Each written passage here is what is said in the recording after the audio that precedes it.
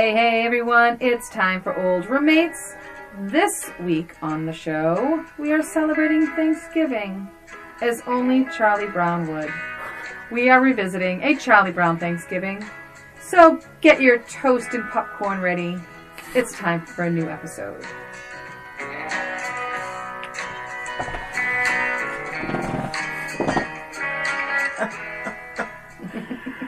Hey everybody, and welcome to Old Roommates, the only podcast that revisits pop culture through a middle-aged lens. This is Brian. And this is Christina. And today we are revisiting the Let me Cut tell it you out. something. I did not do any back research. I don't know what was going on with me. The 1973, Okay, a 73. Charlie Brown Thanksgiving. This was, just to really quickly put it in perspective. Yeah, sure. It won an Emmy. Did it really? Yeah. So, but just as a timestamp, Christmas was 1965, a Charlie Brown Christmas, and The Great Pumpkin, Charlie Brown, was 1966. So, Charlie Brown Thanksgiving is, if my math is right, 7 years after a Charlie Brown Great Pumpkin, and 8 years after a Charlie Brown Christmas. Isn't that interesting? That is very interesting. We also we have new chairs in our studio, and we're sitting on them for the first time, and they're really noisy. They're a little bit creepy. Yeah, so we're not. It's not our bones. Yep. It's not our bones. It's not our Christina, I am dying to. First of all, happy Thanksgiving, and happy Thanksgiving to all of our listeners. Thank you. We appreciate your support so much. We are very thankful for you. We are so thankful. We are so very thankful. Yeah, happy Thanksgiving to you too. So, dying to know, 1973, but obviously, probably not the first time. I mean, I was one, so I mean, you're probably four. I was like 4, yeah. So, when was the first time you remember seeing a Charlie Brown Thanksgiving, and what did this mean to you? Well, I feel like it was a tradition to watch a Charlie Brown Thanksgiving, just like it was a tradition to watch a Charlie Brown Christmas and the Halloween. It was just one of those things we did every year as a family. It was an event. We knew when it was going to be on, and that was your one shot. It wasn't on many times. It was just on that one time at like 8 o'clock on some random night. And it was just, it was a fun, it was a fun event in our house to just sit. I remember sitting like cross-legged in front of the TV, just waiting for it. And I remember, my favorite part, I remember this, was the toast. Oh my. The buttering of the toast. Christina? Yours too? Yes. Something about it. Why? It was mesmerizing. It's so methodical, and I think, and I'm sorry to interrupt you. No, it's okay. Because I'm just going to echo that. Just so you know, the reason I'm interrupting you is can you see this word? Let's take a look. I'll kill myself. Wait, where is it? That's what Charlie Brown says. Yes. It says tradition. Tradition. Because you go saying is a tradition in your house. That's exactly what it was. And even when you think about it, back then, we didn't have Thanksgiving movies. I remember rushing home from my grandparents' house or something because a Charlie Brown. Wait, were you rushing over the river and through the woods always. from your grandmother's house? But to your earlier point, this is one and done. If you missed it, you waited a year. You were done. You missed it. You missed the Charlie Brown Thanksgiving. You couldn't even pause it to go to the bathroom. If I was at a friend's house, if I was at a neighbor's house, it's like, oh no, I have to be home because a Charlie Brown Thanksgiving. And so you said the word tradition. For me, it was also a tradition. I don't know if the whole family got together. That's very nice. But I will say for me, it made me so happy because it meant I didn't have school for 2 days. I had Thanksgiving off and then the Friday off. Wasn't it? And this to me was it's like that thing of life where you're like, that Charlie Brown Thanksgiving to me means it's this kickoff of not having school for a couple days or 4 days really. And it made me so happy just to be in the presence of this special. And I will tell you the same thing. The toast, and I think the toast was my favorite part because I kept expecting everything to go wrong because it's Charlie Brown. And when the toast is going right, because there's so much toast. There's so much toast. There's so much toast that I'm like, oh my God, it's really going to work out for him this time. Yeah. It's really going to work out for Charlie Brown. Good old Charlie. Yeah. For me, I think the toast was more, it was just hypnotizing to me. Just watching, they all pop out at the same time, and then they slap the butter on, and they all like go together like an accordion. And it was just like, and they would, and I mean, as an adult watching it now, it's like the same scene over and over again. So let's dive into now, let's shall dive we? into now. Take it away. Well, why don't you go first? When did you watch it? And... so I watched this like probably a week ago. Yeah. From the library. Thank you, our local libraries. We really, and I mean that, we couldn't do this show without our local libraries. That is definitely my choice to watch these movies. Yeah. I don't know why. Maybe it's because we're revisiting and it's like just going through the motions of putting it in the machine and like it just sort of means like a little something extra for me. But I love that the library, you never have to worry about it. Like you have it. Yeah. You don't know, it's not going to just go away. Right. Because that like will happen. On a lot of streaming services. We'll plan our movies and be like, oh great, it's on Netflix. And then when we go to watch it, it's gone. It's gone. Yeah. So it's just that old reliable, and so they have everything too. Yeah. Thank you, local libraries. So, Christina, my immediate thing was, wow, this is a bit negative. It's like, Lucy isn't in this. She's only in the very beginning. So, and I misremembered that. I thought I know exactly what I misremembered. Like, I misremembered Peppermint Patty and Lucy in a couple scenes. Oh, interesting. Like, yeah, I was like, oh, I thought that was Lucy, but never mind. So, but at one point, I think it's one of the first lines of this thing. She's like, I can't believe it. She must think I'm the most stupid person alive. Mm-hmm. And then he says, because Lucy wants Charlie to kick the football. This is Lucy's only scene in the special. Yes. And I have that written down, like, where is Lucy? Like, I missed her. It's so weird, because Linus is around. So, but then it gets worse, because then he says, I'm not going to do it, Lucy. And she's like, why? He's like, because I'll kill myself. Mm-hmm. So right off the bat, we have stupidest person alive and I'll kill myself as dialogue in a children's special. So through my middle-aged lens, I'm like, that's interesting. And sure enough, Lucy does. She pulls the football and he goes, ah! Which I believe is the real Charlie Brown voice that's a note I have from the Christmas special. Oh. The new Charlie Brown, this Charlie Brown voice is not the same. It's a little different, yeah. It's a little different. It's a little distracting. In fact, I think most of the voices are different in this one. I think. Well, they would have to be. It's like. No, what I'm saying, actors. I understand. Wow. But I do think there can be vocal performances that can mimic. Look at the Muppets. I think if it was redone today, they would sound exactly the same. Like they would make a point to hire actors or voice actors that would duplicate. They had 7 years to put this thing together. They couldn't have held auditions for sound-alikes. I think, and I think that then they actually hired children. Oh. There he is. Oh my gosh. We see the blanket. So it's my foster cat. Do you want to go? Sal. Hi, Sal. Oh, he's terrified. Yeah, it's okay. Oh, I'm sorry, Sal. It's okay. Go ahead. Here we go. Go now. We'll beat it. Go. That'll teach you. Bye, Sal. To hang out in the podcast longest tail studio. in the world. Oh my God. Okay, well, that's good. Oh, it's all happening. It's all happening today. Goodness. Okay, but I did write down Sally's voice is good, Linus's voice is good. Yes, and I think that they actually hired children to do this, as opposed to probably now they might hire someone to sound like The Simpsons, right, absolutely. Yeah. So those are my immediate notes in the beginning, and then I just wrote, could Charlie Brown be any closer to the TV? Like, that is, of course, that is a middle-aged Such a middle-aged But here's the thing. I know I was sitting that close to my TV. Oh, I was definitely I always sat that close. I said right in front of the TV. He's cross-legged, right in front of the TV. But he's not cross-legged. He's in a chair. He pulls a chair up to the TV, and we're his parents. But it's fine. Well, that's a whole other thing. Yeah. Christina, take it away. So, yes, I write down that football gag used to be funny.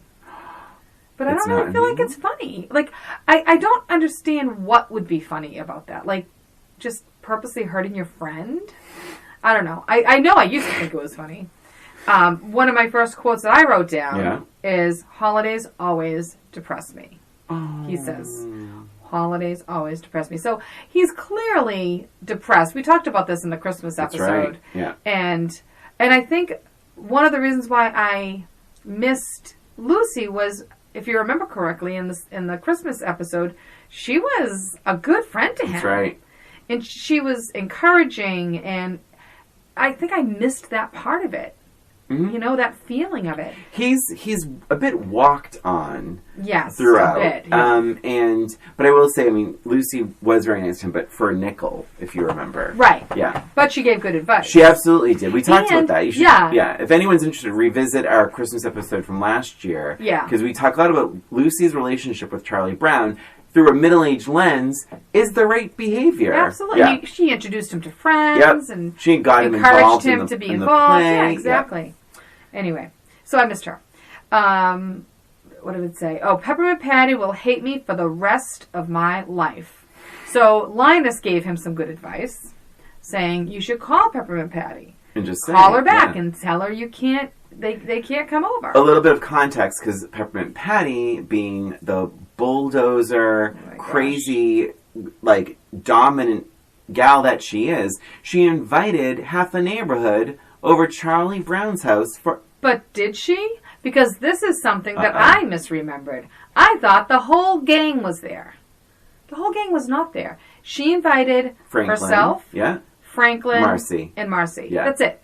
I know.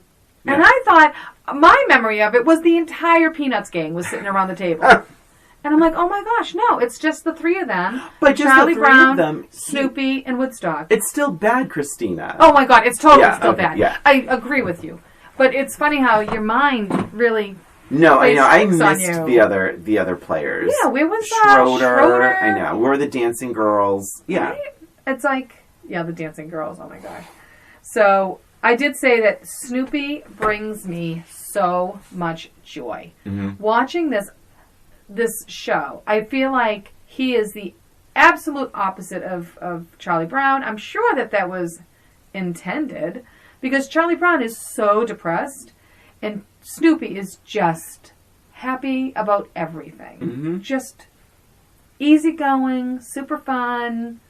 Love Snoopy. That's a good point. And he also is very adaptable. Mm-hmm. Like, it's like, popcorn goes everywhere. Like, he just has solutions. He doesn't let things really get... I mean, everyone's going to go, wah! But it's like, otherwise, he's fine. I have a note that says, Snoopy is as easygoing and fun-loving as Charlie Brown is anxious and depressed.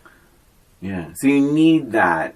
You have that yin and yang. Yeah, exactly. And that's why they're so good together. Mm-hmm. Peppermint Patty, she calls him Chuck. I remember that, like, it was very, very vividly. And then Marcy calls him Charles. She also calls Peppermint Patty Sir. And calls her Sir. I know. Oh, my God. That always bothered me as a child. Well, middle-aged lens time. Do you remember what Peppermint Patty says? I'm jumping big. At the end, towards the end, when she's apologizing, mm-hmm. she's either talking to Marcy. God forgive me, I did write, one of my notes is, Patty is a bitch. Well, I think Patty is kind of a butch, to be honest. She is a butch. She is. She is a dominant gal. But here's the thing. She says, Christina, to that point about being, say, butch, is, why don't I know how to act when I'm not on the ball field? Mm-hmm. Outside of a baseball game, yep. I mean, to this credit, it's interesting because it's like, they have her, and, I think through her middle-aged lens and through where we are in current pop culture, like, she would be considered, like, part of the LGBT community. Absolutely. These days. But the thing is that maybe to cover that up a little bit, they give her this weird crush on Charlie Brown. This is the only special that happens. Right? And she also treats him like garbage. She does. Yeah, it's very strange. Submissive. It reminded me a little bit of the Facts of Life episode with Cindy and Blair saying that she... Yes. She said something terrible, like she was not normal. Or something, right? And it reminded me a little bit of that line when she said, "Why can't I act right outside of a baseball game or whatever?" Yeah, there's something deeper there that they're not going to approach in a 25-minute special in 1973. Yeah, and I have to give, Charles Schulz some credit there. I think he was trying to do more. Yeah. And he introduced... Yeah. And I think you know that about Franklin. Like, when it was, like, the height of all the, this discord of civil rights, and he introduced a black character. And the thick of that, to be like, if kids can get along... And it's not a big deal. Like, and I think it was like a subtle but powerful inclusion. And I think with Peppermint Patty, I just wish she didn't have a stupid crush on Charlie Brown. Yeah, it was weird. It was I don't know. It would have been better for him not to have said right. It just felt unnecessary. It didn't mean, it didn't seem even real. Yeah. Like, I didn't buy that she had a crush on him. Yeah, she had a crush on him so bad she treated him like garbage. And, it was almost like she wanted him to have a crush on her. Do you know what I mean? Like, the way that she acted was more like, you're holding my hand, Chuck. Yeah. You're holding my hand. And it's, to me, it wasn't like her having a crush on him. It was more like she wanted him to have a crush on her. So, I don't know. Maybe we're reading a little too much into this. No, but I think it's necessary because Peppermint Patty is struggling with some things, including... anger management when she loses her shit at the dinner table.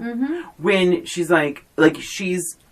so it's interesting actually because Marcy is half right, but there's more to it. Like, so Peppermint Patty loses her mind because it's like toast and popcorn and jelly beans, right? And she freaks out and she gets really angry. She gets like Lucy level angry. Yes. And I misremembered. I thought that was Lucy that had the breakdown. But Marcy says, well, you invited yourself. But that's not the whole thing. My issue is, like, you should not behave that way at a dinner table. Right. And who raised this girl? Like, you not behave that way at a dinner table anyway. You get what you get and you don't get upset. If you're invited to a dinner, you don't bitch about the food. Who are you? So why... So, getting it into an even deeper level of this possible lesbian... lifestyle that she might have. She's coming to this dinner and she's upset because it's not like everything else. Wouldn't she appreciate the fact? Because she's not like every other girl. Right. Wouldn't you think that she should have that realization? Like, it's just as good even though it's different? You know what? We're really diving in here. We are. Maybe that's why she's so angry. Because she's giving this she's projecting. Yeah, she's giving this fake crush to Charlie Brown because she deep down is a lesbian. She wants to smoke screen it with this sort of forced cutesy poo relationship with Charlie Brown, but mistreats him and doesn't like what she gets because it's not quote unquote normal in 1973. Right. And so, she's projecting. I think that might be right because you figure at home, her home life, clearly they're not accepting of her. They abandoned her. They're not even letting her eat Thanksgiving dinner at her house. That's awful. So they're not accepting of her, so she's projecting that hatred onto Charlie Brown. Because what she wanted was like normal. So she can self-soothe and feel normal. Oh my gosh. Wow, we really figured it out. We did it. Nice job. Just as a friendly reminder, I am as gay as a picnic basket. So I like if you think it's so I'm sure we'll get an occasional email saying like this is you should say lesbian. It's like I'm part of the community. I am gay. I know what it's like to have like fake crushes to smoke screen people. And that's what you do when you're a kid. 100%. And so Peppermint Patty. I support all of everybody. Whoever you want to be. But we also have our own opinions. So and also middle-aged people that have known a lot of people that have had my own personal struggles and personal identifications and orientation. So it's like we can dive in confidently. You're a parent, you're a school teacher, you've seen your share of kids. Right. It's all this. At the same time, yes, I think we're giving some credit to Charles Schulz for even introducing a character like this. I appreciate that a lot. Why can't I act? Why don't I know how to act when I'm not being truly, what she says is when I'm not on the ball field. Right. I mean, that's a big statement. So, anyway. That is a big statement. And I do thank Marcy for calling her out, saying, listen, you weren't even invited. Like, pull yourself together. Really? Who invited you? Yeah. No one did. Maybe this is why you don't get invited to stuff. So, for truly one of the few times I laughed. So, I'm going to be honest. I wasn't crazy about this time. There's a lot of darkness, to be honest. A lot of negativity. A lot of negativity. And not only that, I found this show, which is only 24 minutes, to be, like, any time they weren't sure what to do with the story, and I don't know if you noticed this, it's like, just add violence. Like, anytime there was a lull, I felt like their only humor would come from violence. Like, Snoopy fighting with the ping pong table and the chair ends up fighting back. Oh, right. Snoopy and Woodstock in chest? And then Snoopy Woodstock. Oh, yeah. Waking so him there's up. that chest that he comes in. And this is something. It's funny. I must have wrote it down because I don't remember that happening. Did I write it down somewhere? Treasure chest. There was a treasure chest. I wrote that treasure chest. No recollection of that at all. And he hops in, and then he comes out as with costumes or something. Yeah. Pilgrim costumes. But there was some violence involved in that. Yeah. I think were they fighting over something, and doesn't he shoots Woodstock with the gun by accident or something, or maybe on purpose. But also, it's like, but I just felt like anytime there was a lull or anytime they needed a laugh, they resorted to violence, and I'm like, through I hate to say that again, but like being older, it bothered me a little bit that's where the humor had to come from. Also, although I did laugh out loud, this is the opposite of violence. There's the bike wheel that is spinning like a mile a minute, or 5 miles a minute, whatever. It's like, and then Woodstock just like hops right through. Yeah, I was not expecting that to happen, and I laughed. That was really cute. Yeah, I really liked that too. I liked the fact that they had brought out all these different chairs, like lawn chairs, and I really thought that was really cute and very authentic. I was just going to say that word. Right? It felt very authentic. It really did. I loved. Again, the toast part was mesmerizing. I loved when Snoopy was serving. Again, this is another one of those moments that I was mesmerized, where he's scooping up the popcorn, getting the toast, and then whipping it across the table. Oh my God. And I could just watch that scene over and over and over again. It was so fun. I liked the fact that some food fell off the plate sometimes. I'm like, this is great. This is so entertaining. Yeah. Really, more of that, less of the fighting. Yeah. I did actually have a note because I wrote, Christina Marsh says you invited yourself, and I just wrote, actually, even if you were invited, it's not okay to behave like a real housewife of Hennepin County, which is where the Peanuts take place. Right. She really gets angry, and they close up on her face when she's yelling. It really bothered me. She's got some hidden situations going on there. And she didn't even talk to Chuck. She had Marcy go. Yeah. I wrote, Peppermint Patty, do your own dirty work. That is right. I don't understand where that's coming from. Go. I mean, that's not a great lesson for children. I mean, I think that all in all, I think everyone is sort of represented. I give Schulz a lot of credit because of that, like we were talking about before, with different races and things like that, different personalities. And I really give him a lot of credit for that in the different emotions that people are feeling. Some are happy, some are sad, blah, blah, blah, blah, blah. But I do think that he missed the mark on this. And she should have asked Marcy to do it for her, but then Marcy should have insisted that she do it herself. I don't like the fact that she had Marcy talk to Charlie Brown about it. I didn't like that. No, I know. I was surprised by that. It's funny when you're a kid, the things that you just go along with. And it's like, oh, wait, that's wrong. Yep. Woodstock is eating turkey. Gross. I wrote that. I said, Woodstock eating a turkey. Yikes.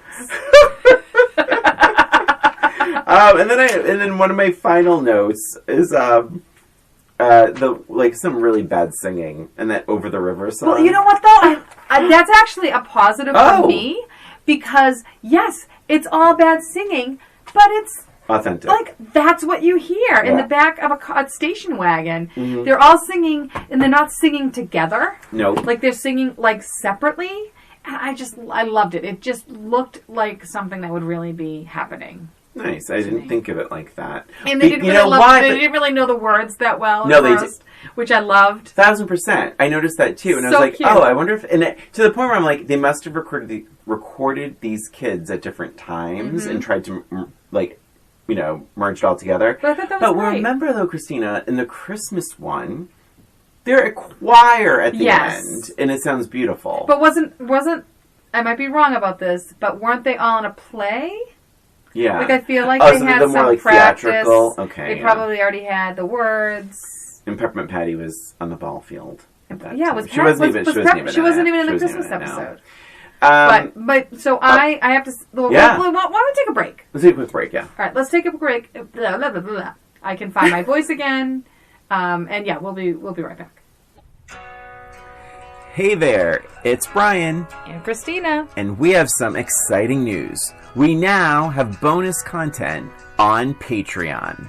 If you're a fan of old roommates or simply enjoy revisiting pop culture, we would love for you to check out our page at patreon.com/oldroommates. Patrons of Old Roommates can expect exclusive content such as special episodes, movie recommendations, special videos from us, and bonus content, among other things. Your support will help us to create more content, offset publishing costs, and expand our resources to improve your listening experience. Whether you become a patron or not, we appreciate your support. Drop us a comment on social media, give us a rating or review on your podcast app of choice, or send us a message at oldroommatespod@gmail.com. We would love to hear from you. Thank you for listening, and now, back to the show.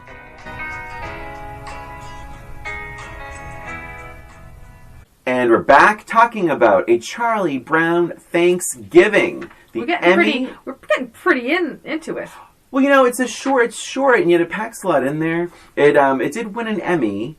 So this is from 1973. So this is something that is, like you said, and we both said, it's like a tradition. It was just a tradition that you watch this, and you know, having not seen it in 35, 40 years, I mean, it rings different. So you know what I would be really interested in, if any parents out there of young children are watching, right? Listening rather. I would be really curious as to whether or not you have shown this to your children, first of all, and what their reaction is from it. Like, I'm just kind of curious if they have any, like, observations, because it's a different world. I also wonder if kids struggle just with the animation, because it's, that too, yes, absolutely. If they enjoy it, or if they think it's goofy or old-fashioned. Right. Or if they're disturbed that, Charlie Brown is unhappy. Right. I'm just kind of curious. If anybody's out there, send us an email, or it's oldroommatespod@gmail.com. That's right. Shoot us an email. I did have a note that said Linus and his history lessons. Like, I feel like he always has a big speech. Yeah. Linus is like the speech maker. He's a smart kid. He is a smart kid. And of course, the parents are missing. I think that's just sort of... Yeah, no parents at all. Really quick, really quick actually. Apple TV bought the rights to the Charlie Brown series, specials. So if you have Apple TV Plus, you can watch Charlie Brown Thanksgiving. So this is 23 minutes. The last full 2 minutes are just simply Snoopy and Woodstock eating. I was shocked. And quite frankly, a little bored. I was like, "Oh my god, they're really just eating. It's all moving completely fine." And I'm like, "Why aren't they running?" Are the credits rolling? No, Christina. That's a weird thing. I was like, I kept thinking, like, why aren't they rolling the credits right now? Because nothing's happening other than. I will say I liked it then, and I actually liked it again now. Okay. And the reason is because I'm watching the plates, and the food is actually disappearing. Yes. For each bite, it's getting smaller and smaller and smaller, and I loved that. For some reason, it's one of those things that really mesmerized me. I'm like, this is so cool. This is so cool. All right, it's getting smaller.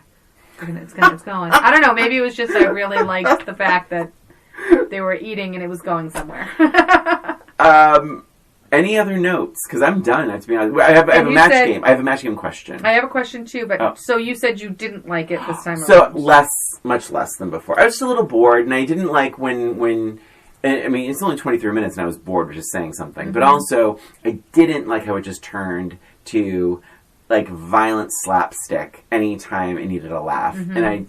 And just as an adult, I'm like, I feel like there's a stronger story in here somewhere. I agree. I didn't like it as much either, for a couple of different reasons. I felt like just the story is so thin. Like, when you think about it, like, take away the violence, right? And take away the slapsticks or whatever. Yeah. All you have is a girl calling, inviting herself over, them preparing popcorn, and eating. Like, I mean, it literally is like a 5-minute story. Well, it's also because it's very easy to solve by saying, you're not invited. Right. I'm really sorry. Very simple. Yeah. And I also really, really, really missed Lucy. Yep, I agree. I really, really missed her. I felt like she is a part of that story that should have been there. It was a bad choice. Yeah. I mean, maybe they didn't because she's a problem solver. And then how are they going to work out their own problems? True. I mean, I can't see her sitting on the sidelines while Peppermint Patty and Charlie work out whatever they're working out. Yeah. But I did miss her presence. Good call. I do have a match game question. And I have a question. It's not a match game question, but I have like a... Do you want to go first? Sure, I'll go first. All right. So my question is, so for... I had it written down, but I don't know where it is now. It's on my phone that's charging. Okay, so it's Thanksgiving. Mm-hmm. Okay. You don't have anywhere to go. Okay.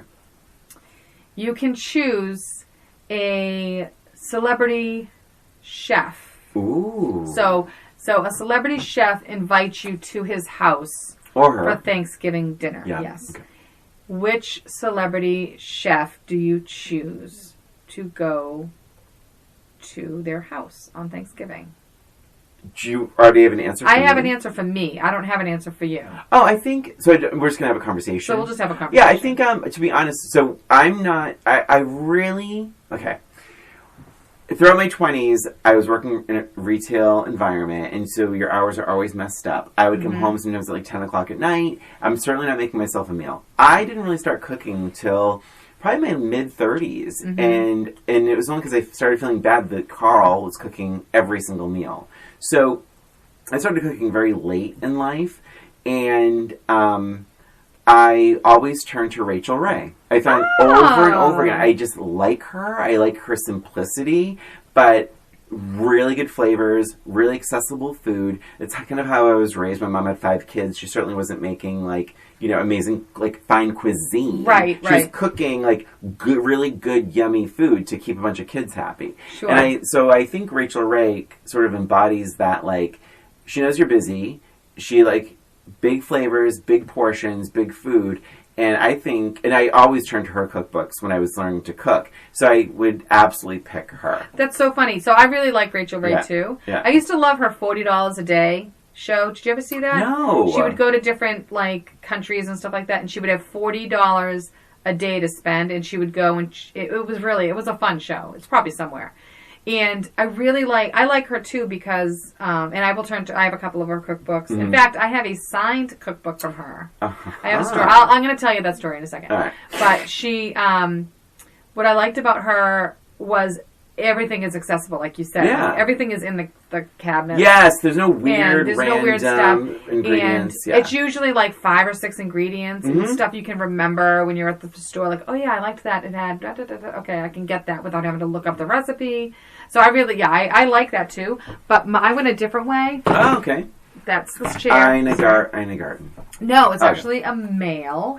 And Anthony. No. You can keep driving. Gordon. No, I'm just kidding. No. Hubert Keller. Have you ever heard of him? Never. So he is a French chef, and I was introduced to him, not personally, when watching Top Chef. He was on the Top Chef Masters. Okay. And there's just something about him. First of all, everything he made just looked amazing. It's French food, very rich and delicious. But also his personality is so easygoing and fun, and I just thought he was just someone I would want to hang out with. Christina, you're not inviting them to dinner. No, he's inviting us. Dinner. No, she's inviting you to, that's the scenario. Oh, I thought she was cooking me dinner. No, no, and I worded it very carefully. Oh my God, all right. But also, I find it shocking that you would pick a French chef for Thanksgiving dinner. Hey, you know what? It is what it is. Wow, Christina. You know what? I can cook my own turkey. I can cook my own stuff. Jesus. I want to go somewhere She's pointing that's going to be, I am shaking my pen. Yeah. I'm going back and forth like nobody's business. So wait, is he on a show? What's the show he's on? No, he's just like an actual chef. Like, he's not really... He's not like a celebrity He doesn't chef. have... Well, he's a celebrity chef in the sense that he was on Top Chef. He's a master chef. Got it, okay. So he's famous in that sense. Yeah. But he has... I don't know where his restaurants are. I think they might... I don't remember where now. But I just would like to know him. Nice. Yeah. So. All right. Well, if you're listening, what's his name? Hubert Keller. All right. Sounds very yummy. Are you ready for my match game question? I am. All right, here we go. Christina, turns out there was a very good reason Linus didn't help out more. Oh. He was too busy blanking his blanket. Oh, jeez.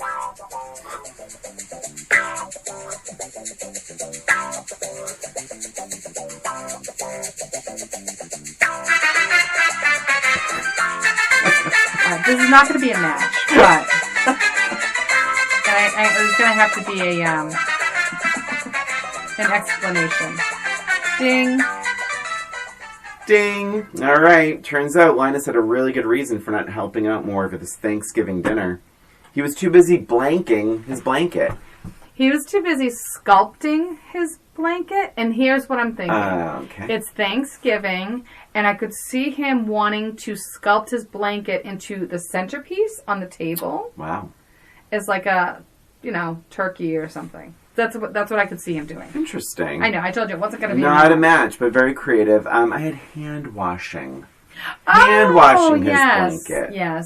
Christina, happy Thanksgiving. Happy Thanksgiving to you. And we should mention on Patreon, we do have some more movie recommendations. Yeah, guys, listen. So Thanksgiving, a lot of times people think like, oh, there's no Thanksgiving movies. Like, we have a ton of Christmas movies and Halloween movies. But what do you do for Thanksgiving? Like, for your family or even for yourself, you want to feel that Thanksgiving vibe. Christina and I have both shared some Thanksgiving movie picks that we think are all going to enjoy. Yes, and that's on Patreon. Spoiler alert, Charlie Brown Thanksgiving is on it. That was one of your picks. Yes. And because I still think, as much as I have trouble with it now, I still think it's good. It's a fun movie to revisit. Yeah. And sort of relive that sort of tradition, if that's something that you would have had. Yeah.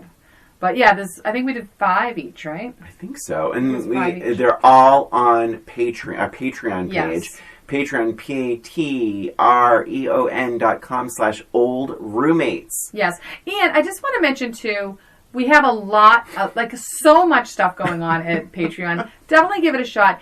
And a lot of stuff that's on there, you don't have to be a member for. Right. So we're not, you don't even have to spend 1 cent. But there's a lot of content on it that you could still enjoy. So, anyway, just wanted to let you know on that. And happy Thanksgiving. Happy Thanksgiving. And that's it for us in this episode of Old Roommates. Thanks for listening. Please subscribe to Old Roommates on iTunes, YouTube, or wherever you listen to podcasts. And please give us a rating or review while you're there. And if you're interested in more Old Roommates, including special episodes, bonus content, movie recommendations, and more, visit our Patreon page at patreon.com. That's patreon.com/oldroommates. Comments and ideas can be emailed to us at oldroommatespod@gmail.com. And don't forget to follow us on social media at Old Roommates. Thanks again for listening. This is Christina. And this is Brian. Until next time.